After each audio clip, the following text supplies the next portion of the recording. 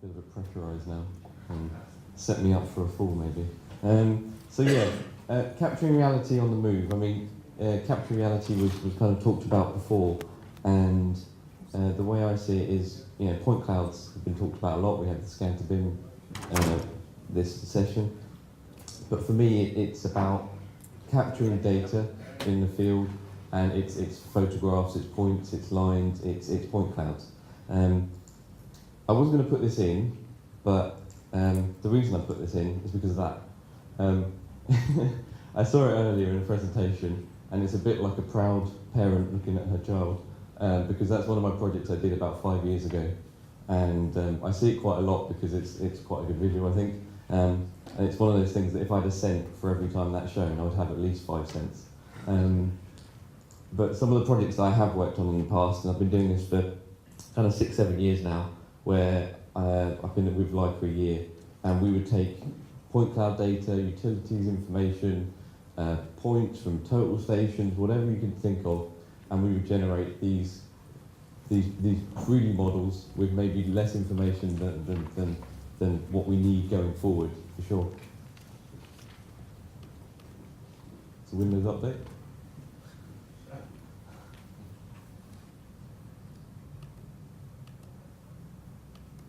Okay. Yeah, so that was me. I now work for Leica Geosystems. Previously I worked for a survey company. And Leica Geosystems, which I think quite a few people are aware of, but not everyone is a company that's been around for about 200 years in some sort of guise.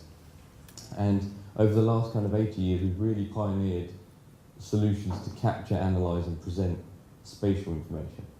And what we do is we link reality and this virtual world through capturing it, through setting out in the real world.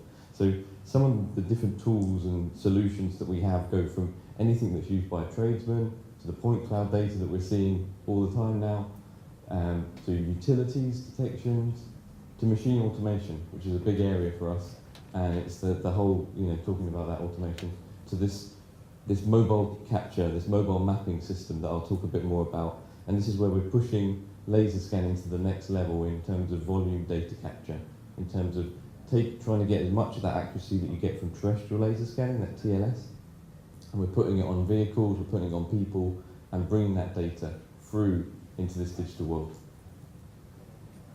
So one thing that, for me, today I've got quite a bit of experience in terms of taking point cloud data through to 3D models, and through to, whether that be Revit, Bentley, whatever that is.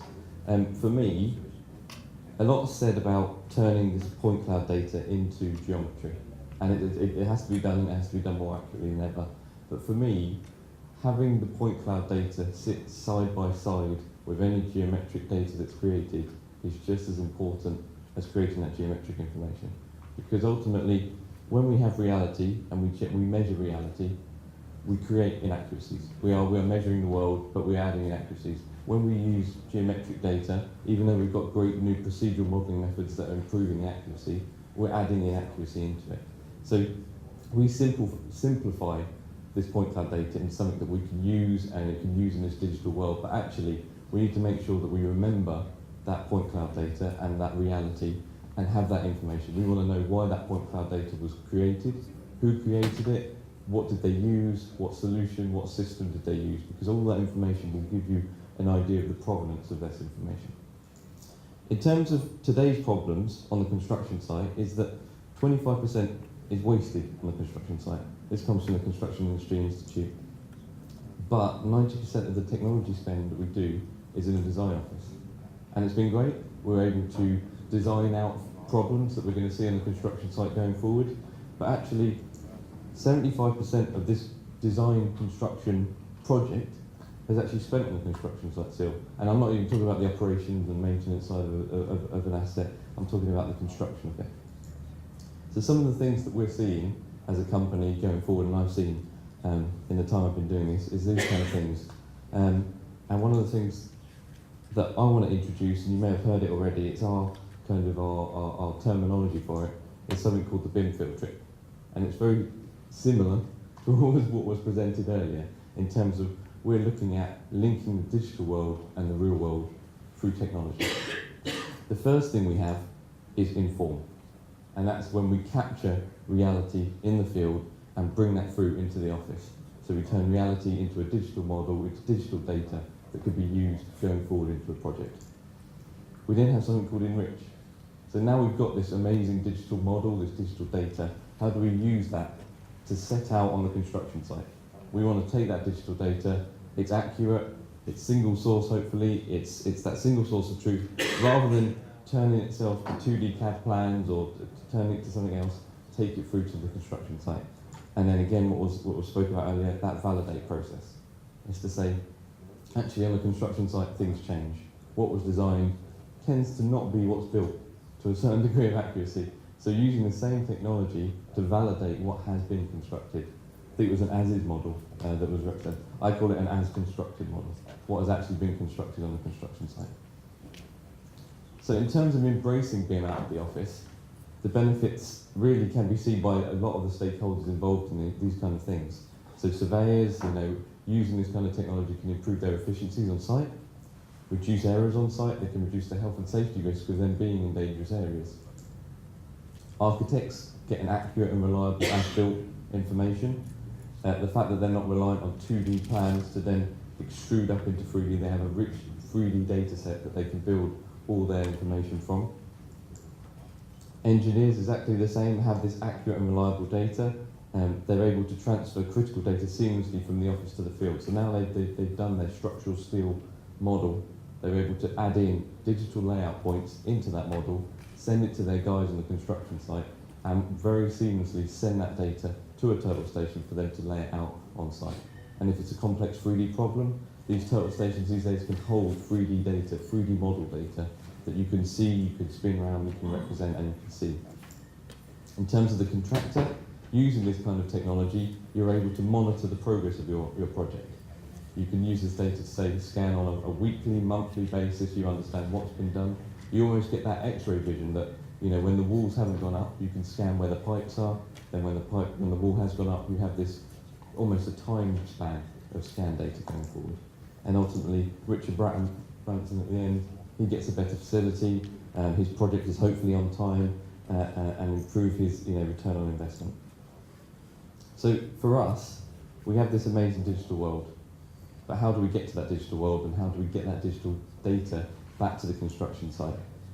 And some of the things that we can do is through laser scanning, which we're seeing today. We have mobile mapping, we also have digital construction layout tools using our turtle stations. But I haven't even mentioned about machine control, where we're able to coordinate diggers, excavators, paving machines to a very high degree of accuracy, so taking away that human error when it comes to laying large infrastructure projects. We're able to take these 3D models, these 3D BIM models, extract the data, send it to these large construction site projects, and really improve the efficiencies of what they're getting on site. So one of the ways we are doing this is that we are, as a company, developing much closer relationships with key people in the industry. So as of about 6 months ago, we have an industry relationship with both Autodesk and Esri, and we will look to develop other ones going forward as well. We realise that we are well positioned in the industry to provide a very good service to our clients, but ultimately Autodesk are big in the design domain, and we want to make sure that when we work with people, we can work with what they do in the office, not just that we give them a nice turtle station at the end of the day.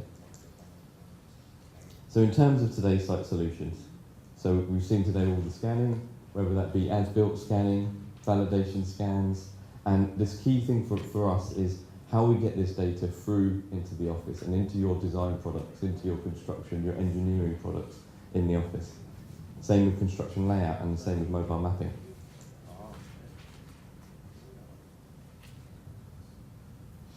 So one way is through high definition scanning. So we have a new family of HDS scanners, the P30 and P40, which we have outside, and the performance that we get now is proving, and some of the presentations are showing it today, that the performance on site is really at its peak. And what's happening now is we're shifting all that time and logistics into the office, where it's safe, but ultimately we still want to improve that. We want to make sure that point cloud data can be converted into something usable in the field. So this is one thing that we've focused on. And a lot has been talked about converting point cloud data to models. And it's one thing that has been developed over the last 10, 12 years when it comes to laser scanning. And people kind of have come to accept it, is the ridiculous size of point clouds. The fact that you have gigabytes and terabytes of point cloud information, and the fact that you have to store it somewhere, you can't use a network unless you're very rich and you can put in a large IT infrastructure into your company. So this is where we've developed a product called Jetstream. And the idea of it is we've increased the performance of point clouds inside design and engineering packages by a huge amount. It's basically real-time, full-density rendering. There is no loading of point clouds. It instantly appears on your screen, and whenever you move around it, it will load instantaneously without you knowing. The key thing for me is this centralized project platform. So now, as before, we have our point cloud registration software. Of course, I've used Cyclone, which is our product at the moment. What tends to happen is you take your point cloud data, you register it together in the software, and then you give it out to your various people around your office, whether that be in the office, on another site, and they can be using AutoCAD, Navisworks, MicroStation, Revit, PDMS, whatever you want to call it. But ultimately, if I've got 10 gigabytes, 50 gigabytes, 100 gigabytes of scan data, I have to give it to person 1, person 2, person 3, and person 4. And anyone that's used point cloud data in reality will know that projects that take 2 months to scan know that you never get access to a building in a uniform manner. You get access to this room one day, you get access to that part next day. So when you try and put it all together in a model, it's a very difficult thing to manage. The way we work now is that we're able to create what's called a Jetstream project vault, where it sits on your server and you're able to put one point cloud that you want, or multiple point clouds, and then you can give people access to it over a server. So they don't have to store 10, 20, 100 gigabytes of data on each of your terminals. You only have to put it in one place. That place can be updated whenever you want, and these guys can work on it simultaneously in any of the products that you're used to working in. So we think it's a real breakthrough in that side of things, in terms of the management of data.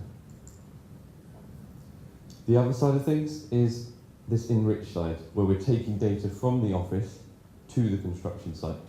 So our new breed of total stations all have 3D capabilities now.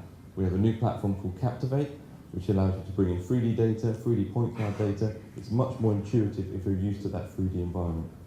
We haven't forgotten our core market. You can always switch back to the 2D view and do it however you want. But now we can actually integrate 3D models, 3D point clouds into our views on the construction site. And part of this relationship that we're working with Autodesk is to improve this usability even further. So we have a facility that if you have a construction model in the office, you can generate digital layout points. Say you want to set out hundreds of columns, you're then able to upload that to the cloud, take that through to your construction site and upload it. It's very seamless, there's a much reduced chance of human error, and you put it there. We now work with Autodesk where we can use their BIM 360 Glue cloud and their layout app to control our total station. And that allows you to stay in the Autodesk ecosystem and transfer data very seamlessly between your Autodesk products and our total station products. Again, this is something that I put in as well, which is being released next month, which is something that was Frederic his presentation was all about. Our Inspect Surface, which is an application on our total station that you'll see outside, basically is a multi-station. So it's a total station with scanning facilities. You're now able to compare scan data to objects in the field. Very simple, primitive objects at the moment, but if you wanted to do a slab flatness analysis, you can now do it in 5 minutes in the field on your total station without needing to send any data back to the office. It will generate automatic reports from that data, give you colorized point clouds to show you the differences between models and points going forward. So it's a real big jump for us, and it's something that we were very proud of. Yeah, you can bring in, so at the moment it works with primitives. So you could use flat surfaces, vertical surfaces, cylinders and spheres. at the moment, that's anything it works with. So if you wanted to compare a cylindrical column to a cylinder to see for its roundness or its position against one another, you can do it in the field. Yeah. The next point I want to talk about is we're taking this information and we're going to this mobile mapping side of things. So this is my old hometown in the UK called Shrewsbury. And I mean, if you think about this, if you were doing this on tripods with a terrestrial laser scanner, I mean, how long would this take you? Probably several days. This was a 20-minute run on the top of a car to an accuracy of about 12 millimeters. I mean, the thing with this, you increase the inaccuracies again because you're bringing in more things. So this uses an internal IMU unit, it uses compasses, it uses SLAM technology to put point clouds together and match them accurately. And we get this kind of amount of information in 20 minutes. And we're getting down to that survey grade level of what we would call point cloud data. We're not there yet, but we're getting there. Next up, which I think is the coolest thing we've ever developed, is the Pegasus Backpack, which is basically what you just saw, but mounted to the back of your back.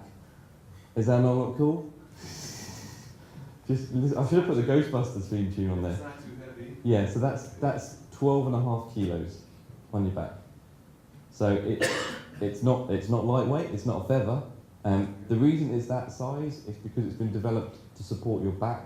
It could be compressed into a much smaller space, but you wouldn't want a Teenage Mutant Ninja Turtle kind of walking around your office every 5 minutes. And the key thing for us here is the Pegasus Backpack is not a replacement for laser scan data. This is to do with photogrammetry and point clouds, and with all of our mobile mapping systems, it's a combination of all things that we capture. And the key thing for us here is the accuracy of this backpack is in the centimetres, so tens of centimetres. So it's not anything you're used to in terms of terrestrial laser scanning. But the key thing is you can walk around a site in a matter of minutes and capture all that information and photogrammetric information. And what we're really seeing the use of it for is you can walk a site potentially where you couldn't drive our Pegasus 2 through, you have to walk around and you can capture very accurate or accurate enough information, asset register information to say what's my project been doing for the last week, what's been constructed, where are my assets, where have they been moved and so forth. So in terms of the free developments that we have made, we have the Pegasus 2, as I've said before, and the idea about the Pegasus 2 is it's vehicle agnostic. You can put it onto a car, you can put it on a train, you can put it on a boat. If you really want to, you can probably put it on your head and walk around, but I wouldn't advise it. That's why we developed the backpack. Someone tried it. We nearly got sued, we didn't really. Next thing we did was the Pegasus Stream. So we have a collaboration again, as I said, with Autodesk and Esri. We also work with an Italian company called IDS, who do ground penetrating radar. And the idea of this system is that we map both below ground and above ground at 40 miles an hour. We're able to capture decent amount of information and a decent level of accuracy from that device and driving around. And then, as I said, we have the Ghostbuster, the backpack, which I said is there. It's for that building information model in terms of what's been monitoring, what's been going on in my project, what's the asset register, something that maybe you don't need millimetre accuracy in terms of position or information. You actually want to get an idea of what's happened on your construction site, what's happening in your facility. So that's me. I finished, 55 seconds early. Hey? Timed it to perfection. We have more information on a social platform called the BIM Hub, but I'll say any questions and leave it there.